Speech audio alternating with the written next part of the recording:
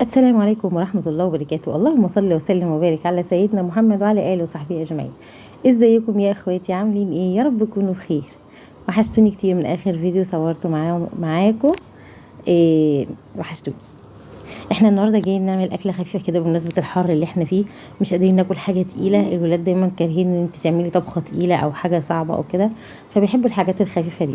فالكفته دي النهارده دي كفته، بس انا هعملها معاكم بشكل مختلف شويه، ما عملتهاش معاكم قبل كده. وهنعمل معاها رز ابيض اللي هو المصري، بس ايه بخلطه الرز البسمتي. هو لذيذ وحلو برضو، بس بصراحه مش احلى من البسمتي. إيه عندنا هنا؟ هنبشر بصلايه واحده بس مبشوره. تمام. عليها 250 جرام لحمه. رغيف عيش بلدي. رغيف عيش بلدي اللي هو بالرده، مدعم بقى سياحي. ايه انتي ومزاجك، عايزه تحطي رغيف ماشي، عايزه تحطي نص ماشي، عايزه تحطي مثلا وش الرغيف بس، عايزه تحطي مثلا الرغيف من غير وش كده يعني، حسب راحتك. بس هو مش اقصى من رغيف، ممكن اقل بس مش اكتر. بتنقعيه في شويه ميه كده، ومجرد ما بتبشري البصله بس، وبعد كده بتعصريه جامد، بتعصريه من الميه اللي انت حطيتيه فيها، وبتحطي بقى ملح وفلفل. حابه مثلا تحطي بهارات تانية عادي براحتك، مش حابه تكون بهاراتك خفيفه كده، بتعملي زي ما احنا بنعمل كده. اهي بصليه مبشوره، 250 جرام لحمه، رغيف عيش، ملح وفلفل، تضربيهم في الكبه بتاعتك بالشكل. هو كده كده اوريدي كله مفروم يعني، كله ناعم، بس ايه انت كده بتدمجي او بتدخلي الانسجه كلها في بعضها مع اللحمه.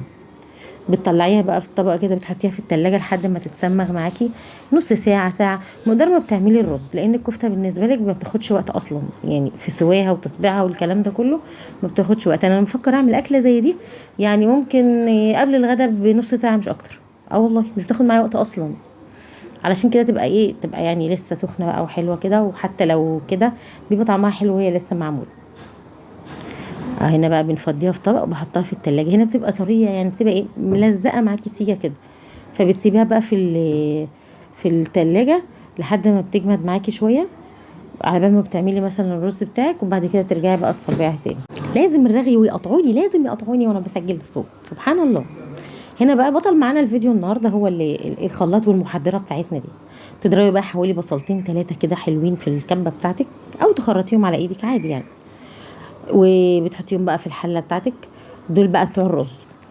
تمام. انا بجهز كل حاجه، وبعد كده برجع بقى ايه اشتغل مع نفسي. الفلفل ده بتاع السلطه، بس هو كان محطوط مع الخيار، مع الجزر قصدي، المفروض 3، بس لازم تعملي تيست للجزر بتاعك كده، تقرقدي وانت واقفه. على ما اخلص الغدا اساسا بكون شبعت. بصوا في ايدي فوق اهي، لسه باينه فوق اهي. بنبشر بقى البصل بتاعنا كده على المبشره. بصل ايه؟ الجزر، سوري يا جماعه الدنيا حر، الكلام بيدخل في بعضه والمسميات بتدخل في بعضها عادي يعني، لازم تعذروني. هنا بنبشر جزرتين معانا. الرز بتاعنا مغسول، دول حوالي كيلو رز. يعني لو حابه تعملي اقل طبعا، دي حسب رغبه ولادك او حسب عدد افراد اسرتك. انا عامه ولادي ما بيحبوش الرز ابيض اصلا. لو عملته حتى بشعريه بياكلوا منه قليل. الرز الوحيد اللي عجبهم هو الرز المبهر ده، بيبقى تحفه جدا. بتحطي بقى شويه زيت، شويه صغننين كده، ومعاهم كام مكعب زبده او سمنه بلدي على حسب ما انت حابه يعني. بتنزلي عليهم بالبصل وشويه ملح كده عشان يدبلوه. مش بتسيبي البصل يتحمر معاكي، يا دوب يدبل بس كده، يطلع تسكيرته كده. دي خلطه البسمتي بقى، انا بجيبها من عند العطار جاهزه زي ما هي كده. كاري، كركم، ورق لورا، عيدان قرفه، لومي. انا بقى بزود من عندي قرفه ناعمه وكركم من عندي تاني لما بزود الكميه يعني. انا بحب الخلطه على بعضها، تيجي كيس لوحده كده على بعضه بجيبه وبعمل بيه الخلطه دي.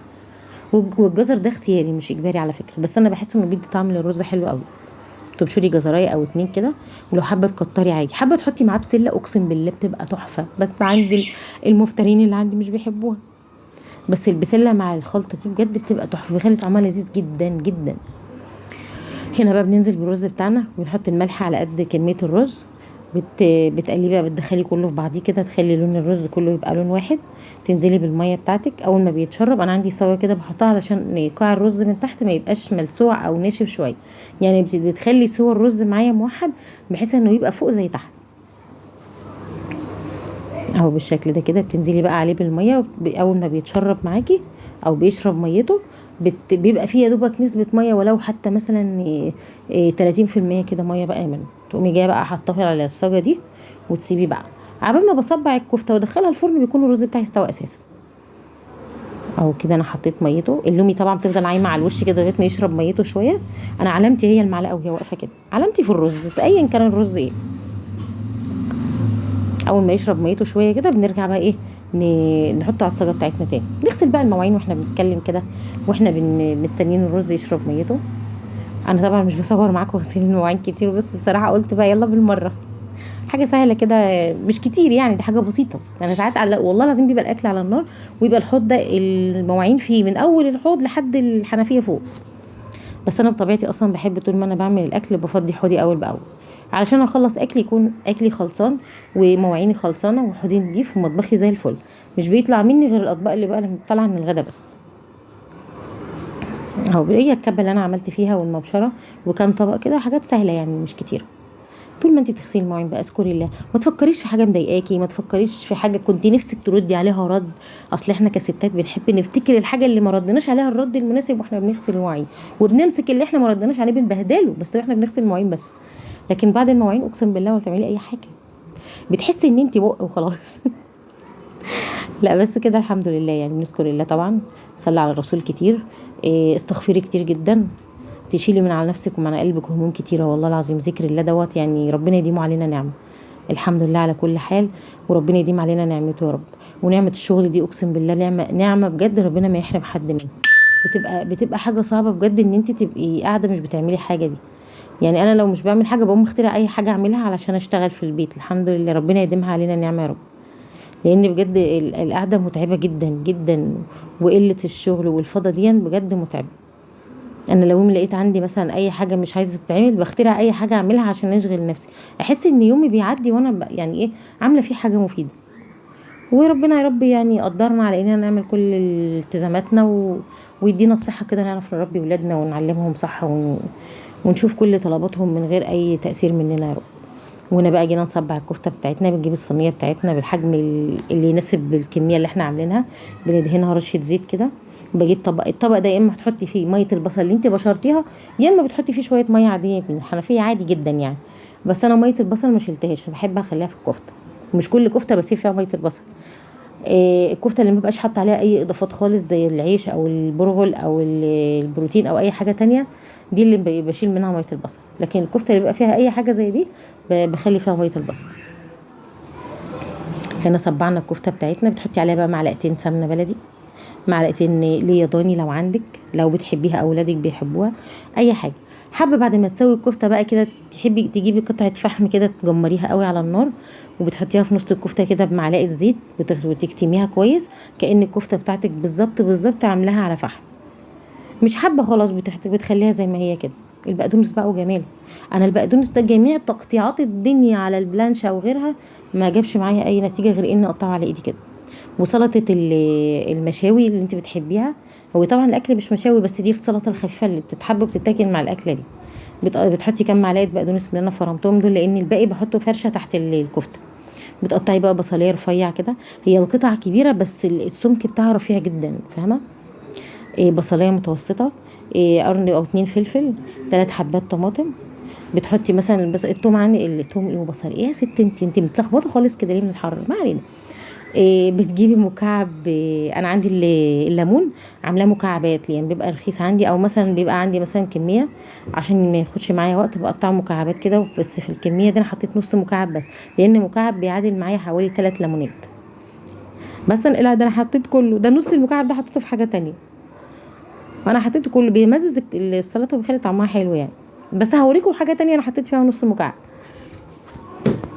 قوم ايه بقى، خلصنا السلطه بتاعتنا اهو، بتقطعيها رفيع جدا جدا بالشكل ده كده. بتحطي عليها بقى كميه الملح المناسبه، بس يا ريت ما تكتريش الملح لانه بجد بجد بيضيع القيمه الغذائيه بتاعت خضار السلطه، وبيضيع طعمها بصراحه، بيخلي طعمها مش حلو خالص الملح.